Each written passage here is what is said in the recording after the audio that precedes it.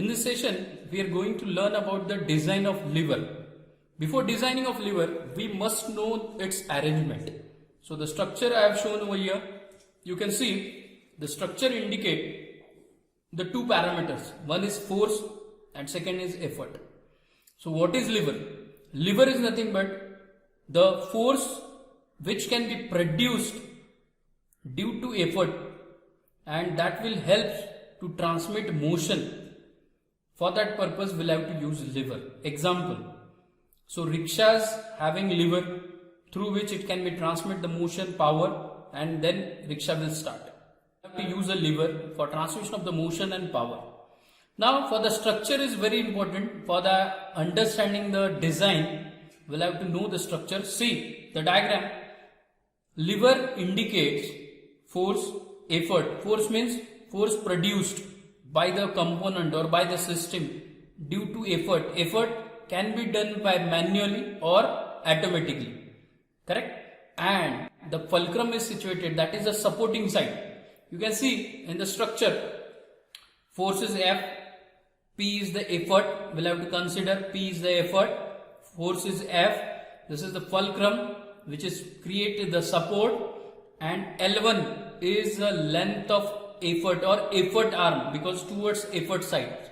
So we'll have to say effort arm, and L2 is nothing but load arm or force arm. We'll have to consider. Clear? So I'll write F is nothing but it is force. Then P is nothing but efforts. Correct? Now lever means what? Force produced due to effort done by the manually as well as or manually or else automatically for performing the function. Example, rickshaws. Rickshaws lever I have given you the example. Now in the structure you can see I can write the equation with respect to the structure. L1 is nothing but effort arm. Why effort? Because it is situated toward P, effort arm, and L2 is load arm. L2 is load arm. Very important. So L1 and L2. In this case, what happened? From the structure I will say force applied with respect to L2 is equal to effort done by system with respect to L1. Is that clear? Now I'll write F by P is equal to L1 by L2. So this is nothing but the equation directly came from the structure. Now F by P is nothing but we'll have to consider it as a mechanical advantage. It is a mechanical advantage. And L1 and L2 is leverage. Correct? So I'll explain both the term. So before that, I hope you understood this F by P and L1 by L2, how it came from the structure. Now we'll understand what is mechanical advantage. Mechanical advantage is nothing but with the help of small effort, maximum load can be bear or lift by the system is called as a mechanical advantage. Means with minimum effort, we'll have to do more work. Example, in case of screw jack, what we are going to do? We'll have to rotate the handle. If it is manually, we'll have to rotate the handle. According to the rotation of handle, the screw is moving upward. So it means that where it use a screw jack, we'll have to use in 4-wheeler, 2-wheeler, truck, tractors, while it is in case of the puncher. Now while lifting the truck, for that screw jack, we'll have to use a manual force, and simply on the basis of manual force, the truck can be lifted very easily. That is called as a mechanical advantage. I hope you understood this. Now we'll move toward the leverage. Leverage means what? Actually leverage is nothing but it is an effect which we'll have to consider on the basis of length. So if length is more, we'll have to apply less effort and more work can be done. Remember this, listen carefully. When length is more and we'll have to do the work within a less effort, we'll have to do more work when length is more, that is called as a leverage. When length is short, at that condition, we'll have to do more effort for performing same kind of the work. Example, while we know in case of the lifting of the bar in gym, we have to keep our hands on a bar. If we have kept too much long, it is very easy to lift. If we'll have to keep nearer to the bar and the distance between two hands are very small, then it will have required more effort manually. So that is the role of leverage.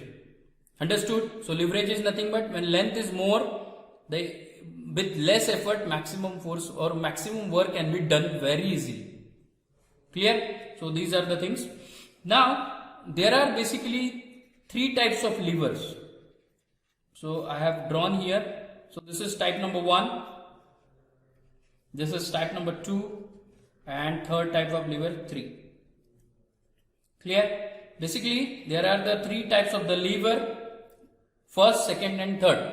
So what is the difference? I'll tell you. See, in case of the first type of lever, the length, that's this length we called as a effort arm is greater than load arm.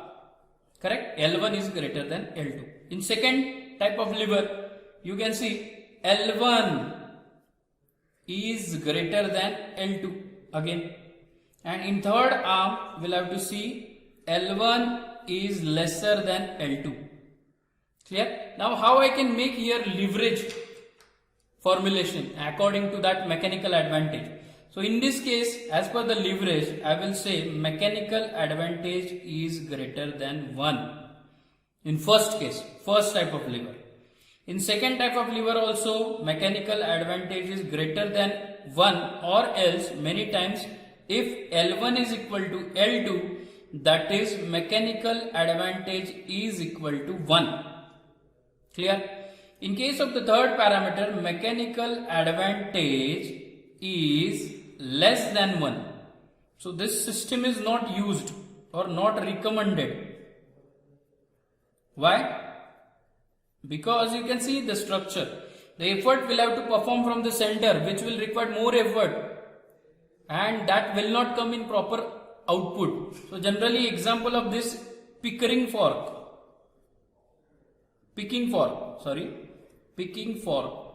So in olden days we'll have to use this picking fork, but such kind of lever is not recommended because the efforts are situated at center and it will require the maximum load. Correct?